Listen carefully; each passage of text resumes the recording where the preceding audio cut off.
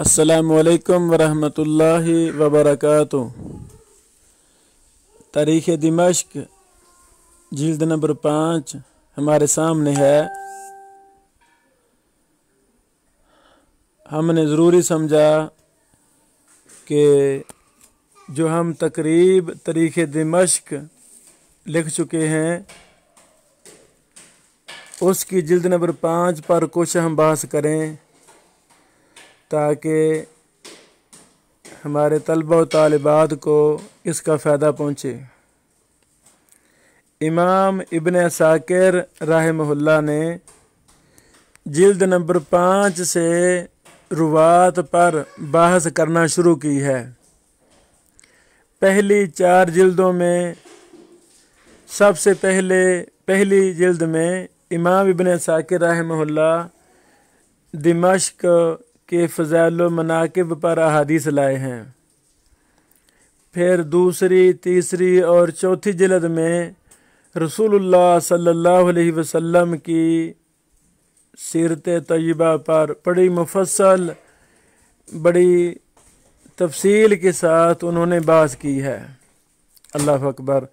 और जिल्द नंबर 5 से रुवात पर हरूफ तहज्जी के एतबार से बहस की है। इमाम इब्न असाकिर रहमहुल्लाह बहुत बड़े मुहद्दिस थे। जिस तरह बहुत बड़े मुहद्दिस थे इसी तरह बहुत बड़े मुअर्रिख भी थे। इमाम इब्न असाकिर रहमहुल्लाह अपनी मुबारक किताब तारीख़ दिमश्क में बड़ा ही मुफस्सल और मुहद्दिसाना अंदाज में हर रावी पर बहस करते हैं। मसलन रावी का मुकम्मल नाम लिखते हैं, उसके बाद रावी के असातिज़ा का ज़िक्र करते हैं, फिर शागिर्दों का ज़िक्र करते हैं। उस रावी से कोई मरवी हदीस अपनी सनद से बयान करते हैं और उसकी कोई आली सनद इमाम इब्न असाकिर के पास हो फिर उसको भी बयान करते हैं। उस रावी पर अइम्मा मुहद्दिसीन ने जो जरा तादील की हो उस कौल को अपनी सनद के साथ बयान करते हैं। हमें कोई ऐसा कौल नहीं मिला जिसकी इमाम इब्न असाकिर रहमहुल्लाह ने अपनी सनद बयान ना की हो। अल्लाह अकबर। उस रावी पर जरह व तदील के हुक्म लगाते हैं और अपनी भी राय बसा औकात देते हैं कि ये रावी सिका है या ज़ईफ़ है। कई ऐसे रावी हैं जिनके मुतालिक उन्हें कोई जरह व तदील का कौल नहीं मिला तो अपनी राय लिख देते हैं कि ये रावी मेरे नज़दीक सिका है या ज़ईफ़ है, या उसका जो भी दर्जा हो वो लिखते हैं। अल्लाह अकबर। और इमाम इब्न असाकिर रहमहुल्लाह एक एक रवायत की कई सनदों को बयान करने का एहतमाम करते हैं। जैसे हम कुतुब हदीस में देखते हैं कि अइम्मा मुहद्दिसीन एक हदीस की कई सनदें बयान करने के लिए हरफ हा तहवील सनद इस्तेमाल करते हैं।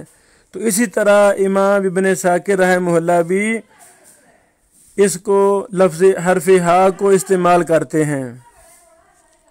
अल्लाह अकबर।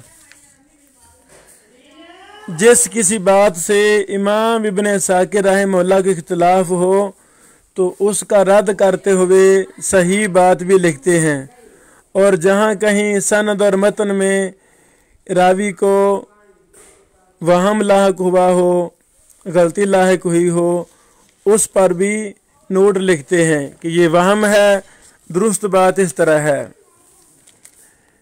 जिल्द नंबर 5 में इमाम इब्न असाकिर रहमहुल्लाह ने कुल रावी 258 जिक्र किए हैं।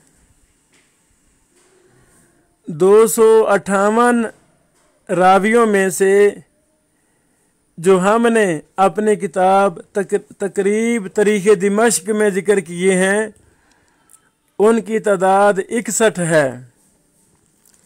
आम लफ्ज़ों में ऐसे समझा जाए कि जिल्द नंबर 5 में इमाम इब्न असाकिर ने कुल रावी 258 ज़िक्र किए हैं, लेकिन इन 258 रावियों में से 61 ऐसे रावी हैं जिन पर जरह तादील के लिहाज से भी बहस की है, अपनी राय दी है और अहम मुहद्दिसीन की आरा जरह तादील के एतबार से नकल की हैं।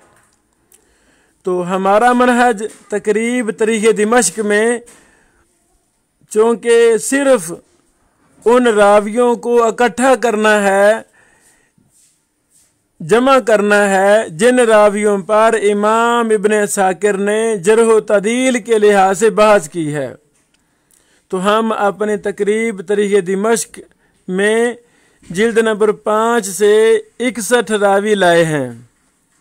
अल्लाह अकबर। आप इसी से अंदाज़ा लगा लें कि बहुत कम रावी हैं जिन पर इमाम इब्न असाकिर जरह व तादील के लिहाज से बहस करते हैं। यही बात एक और अंदाज में हम समझाना चाहते हैं कि तारीख़ दिमश्क जिल्द नंबर 5 के कुल सफ़हात जो दारुल फ़िक्र दिमश्क ने शाया की है, जिल्द नंबर 5 की कुल सफ़हात 502 हैं और इन 502 सफ़हात से जो हमने अपनी तकरीब तारीख़ दिमश्क मुरतब की लिखी, अभी वो कंपोजिंग हो के हमारे सामने आ गई अल्हम्दुलिल्लाह। तो कंपोज शुदा A4 साइज़ के जिल्द नंबर 5 के सिर्फ 11 सफ़े बने हैं।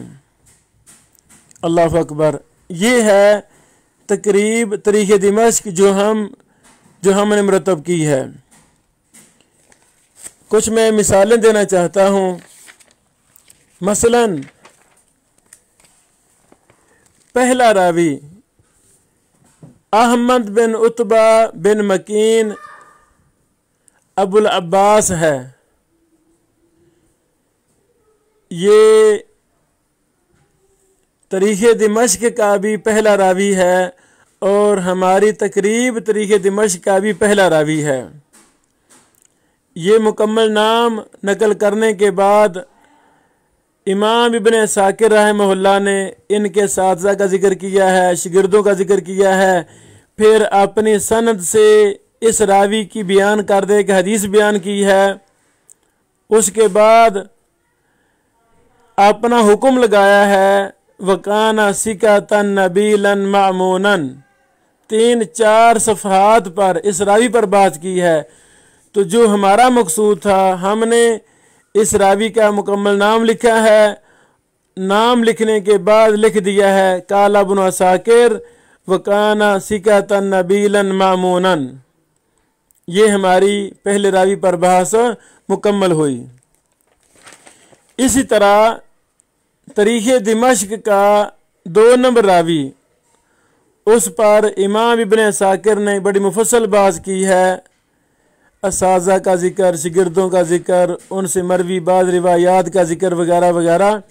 लेकिन जरह व तादील के लिहाज से 2 नंबर रावी पर रकम तर्जमा 2 पर कोई बहस नहीं की, तो हमने उनको अपने तकरीब तारीख़ दिमश्क में नहीं ज़िक्र किया।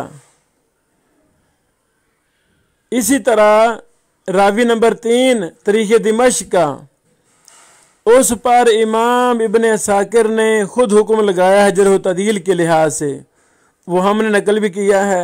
उनका नाम है अहमद बिन उस्मान बिन सईद बिन अबी यहया अबू बकर बिन अबी सईद। अल्लाह अकबर।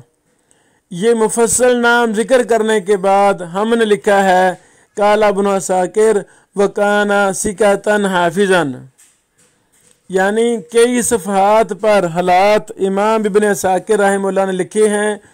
तो जो हमारा मकसूद था रावी का नाम, اور اس راوی پر جرح و تعدیل کے لحاظ سے جو حکم نقل کیا ہے امام ابن عساکر نے، ہم نے وہ نقل کر دیا ہے۔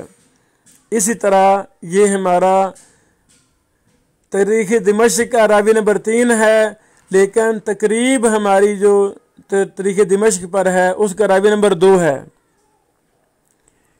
امید ہے کہ جو ہم سمجھانا چاہتے ہیں وہ بات واضح ہو چکی ہے کہ امام ابن عساکر رحمہ اللہ نے بہت کم راویوں پر جرح و تعدیل کا حکم لگایا ہے۔ تو ایک محقق کو راوی پر یہی حکم مطلوب ہوتا ہے کہ یہ راوی ثقہ ہے یا ضعیف ہے، محدثین کی اس کے بارے میں کیا رائے ہے۔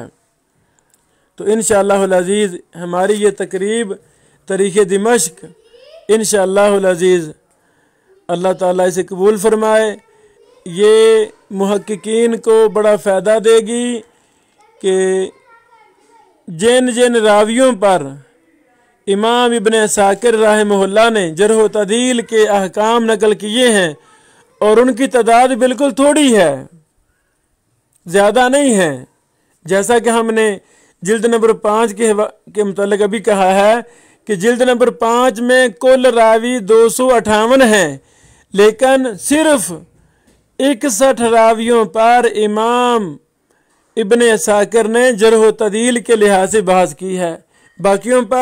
باقیوں کے حالات لکھے ہیں، شاگردوں کے نام لکھے ہیں، استادوں کے نام لکھے ہیں، ان سے مروی روایات کو نقل کیا ہے اور بہت کچھ نقل کیا ہے، ان کے واقعات نقل کیے ہیں، سفر نقل کیے ہیں۔ اللہ اکبر، بعد کی تو کتابوں کا بھی ذکر کیا ہے، لیکن جرح و تعدیل کے لحاظ سے جن راویوں پر بحث کی جلد نمبر 5 میں وہ 258 میں سے صرف 61 راوی ہیں، اور جلد نمبر 5 جو مطبوعہ دارالفکر سے ہے اس کے کل صفحات 502 ہیں، لیکن جو ہم نے اپنی تقریب میں جلد نمبر 5 کا خلاصہ لکھا وہ صرف 11 صفحے ہیں جو کمپوز شدہ ہمارے سامنے آئے ہیں۔